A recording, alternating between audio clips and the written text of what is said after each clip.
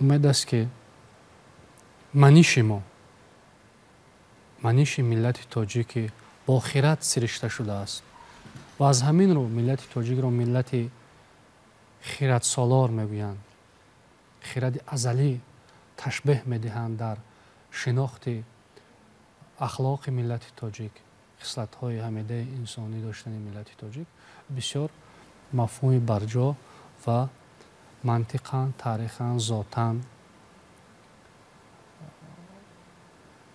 воқеияти реалӣ дорад, ҳақиқат дорад.